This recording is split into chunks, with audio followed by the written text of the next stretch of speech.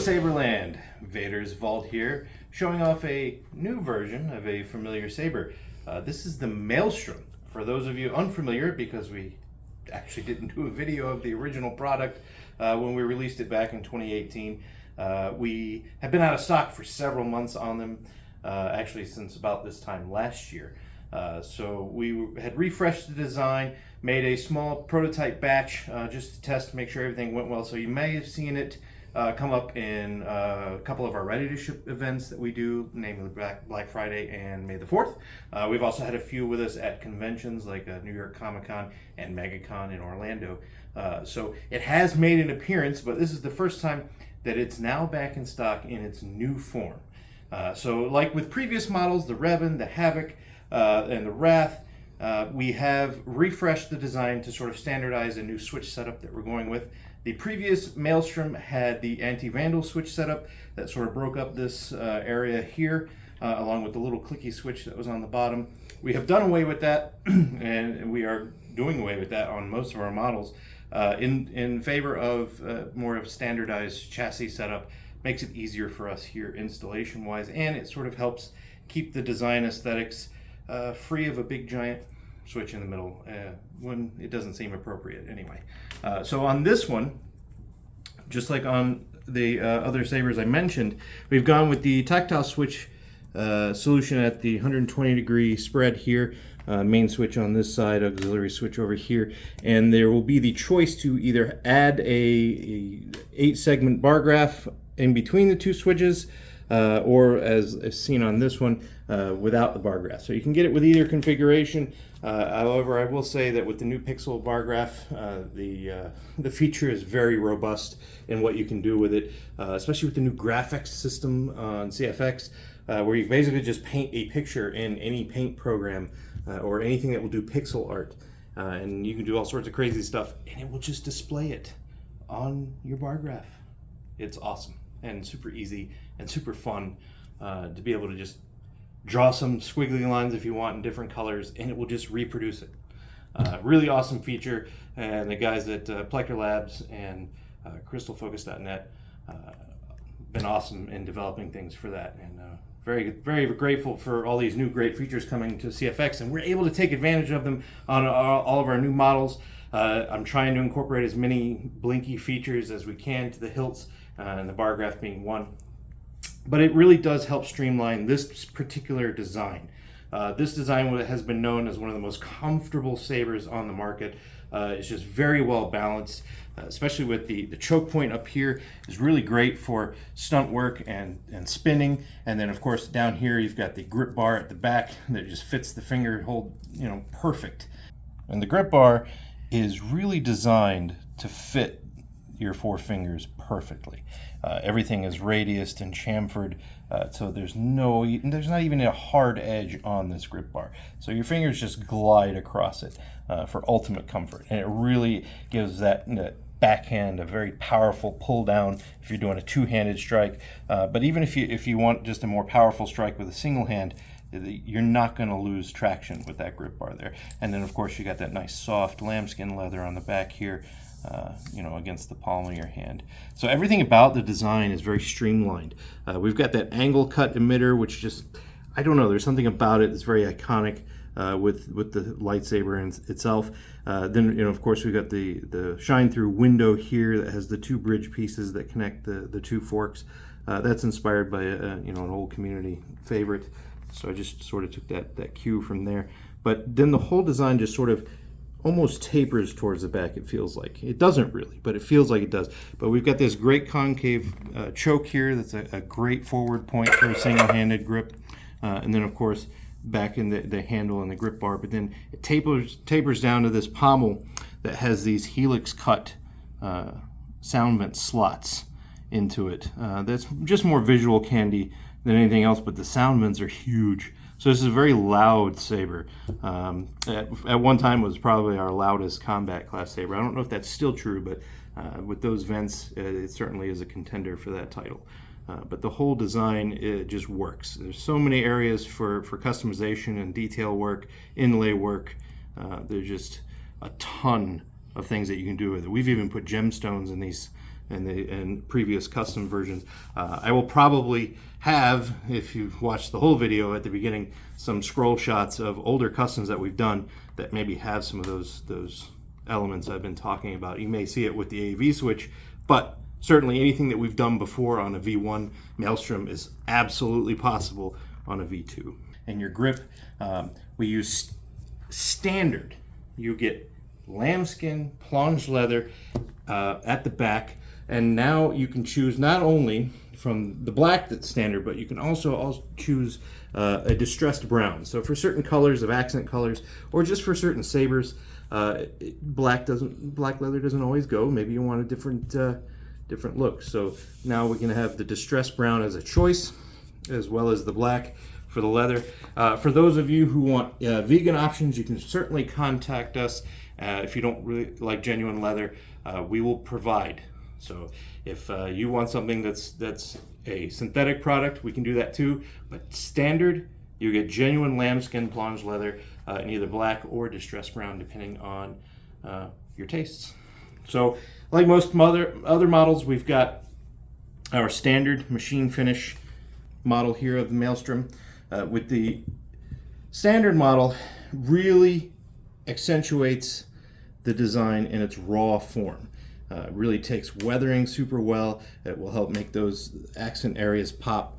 But the machine finish is very beautiful. It's a nice bright finish on the entire saber. The blackout version of the Maelstrom has a coat of flat black powder coating over most of the sabers, with the detail areas both in these little milled areas around the lower emitter, the two bands here, and the fork milled areas under there, and the bridge pieces, as well as the pommel vents, are all left in the machine aluminum finish. I help give it some contrast.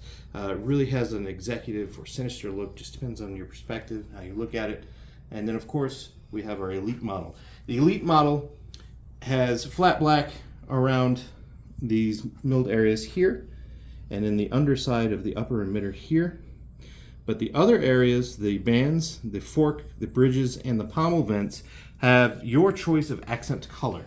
The most popular choices, of course, is gold and copper, but we also do black chrome, raspberry, trans red, trans blue, trans purple, velvet colors, metallic colors, crackle colors, vein colors. You name it, we probably have it or have experimented with it. If we don't have it, you can certainly contact us and we can find it for you. But we have hundreds of powder coating colors here that we do at the vault. And don't forget, on any of our sabers, but especially the Maelstrom, it's a great canvas for customization. And we have done a ton of great themed custom art pieces based on this model saber, and even on the V2. So in the last couple of ready to ship designs, we've done a couple of Zelda crossover pieces, Skyrim crossover pieces, maybe a Zepho or two, or Dwarven themed. We've done pretty much everything on the Maelstrom. It's just a great vehicle for carrying your custom art. Sort of like this one that we have here. I have a custom Mando themed Maelstrom. So it's got sort of that polished chrome look, like his later armor, with the mud horn etched in up here on the upper emitter. We've got a Beskar etched pattern on the choke, as well as Beskar etched pattern on some stainless inlays in the upper emitter. And we've got some black chrome accents to sort of help set off the high polish of the other aluminum. And then at the back, in the distressed brown, weathered distressed brown, we've got a raised or embossed mythosaur skull coming up through the leather. So that's actually etched in the metal underneath, so that it raises up and pushes the leather up to make that form. It's a great themed piece. So this and other great themes are entirely possible. We do everything here in-house. So if there's something you've been dreaming of or an idea you have, feel free to reach out to us. But this is the Maelstrom V2. Let's get one powered on so we can show you guys the different features. Like all of our other sabers, access to the chassis happens right behind this lower emitter section. So right behind where these mill details are, the grip actually unscrews. So you would unscrew that there, giving you access to not only your battery to take out and put into the charger, your USB-C port is here on the bottom. That gives you access to data, the Rice program, so you want to swap sound fonts, that kind of thing, can all happen through the USB-C port on the bottom. And of course, to take your battery out, you would unscrew your speaker pod here, just enough to give yourself a little gap behind the battery, and then you can pull the battery up and out, put it in your charger, or swap it for a fresh one. And then of course it also gives you access with tweezers to the SD card tucked up in there if you want faster access to swapping fonts and whatnot. But when you're done, of course, positive end towards the blade, put it back in there. Maelstrom. And then of course you can screw your grip back on. And there we have it. All right, so just like on similar models with similar switch setups, I'm not going to screw the blade in just for expedience, but the left switch, if you're looking at it directly on, this switch here is your main activation switch. Okay. When it's on, your auxiliary switch over here does things like your blaster deflections,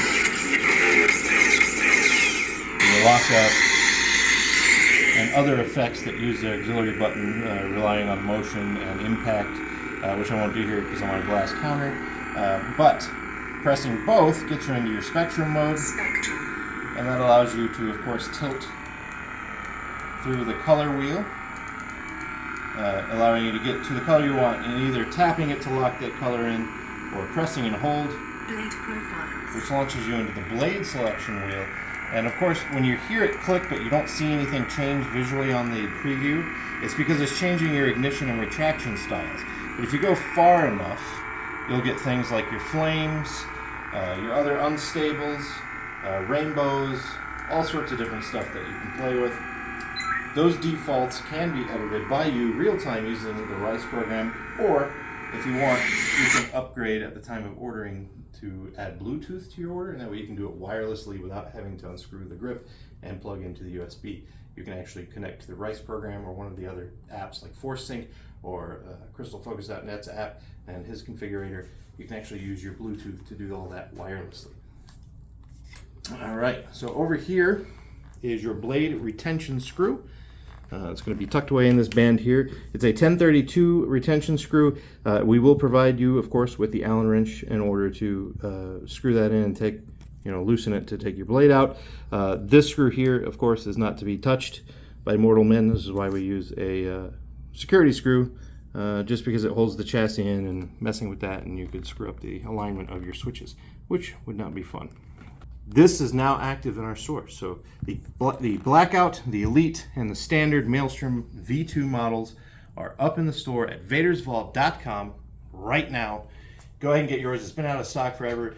It seems like people have been asking for us to bring it back, and we've just been sort of hesitating just because we wanted to make sure that the new design, the new chassis system worked for us, and it does. It works great, and we love the new look. It looks much better, in my opinion, with this section here being unbroken by the AV switch that was there before, especially if you like inlays, because now you can have a whole 360-degree section full of inlays like abalone or different metals or different powder coating. We just do so many different things with sabers here at Vader's Vault that definitely reach out to us if you want something super custom.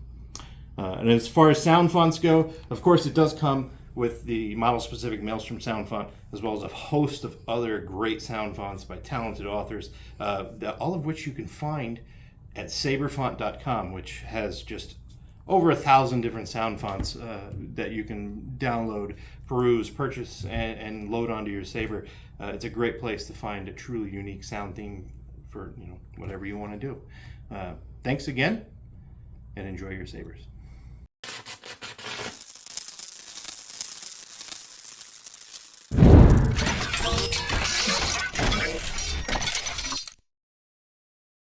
Is here. That is what we film. We don't film this. Okay, it's rolling. Okay.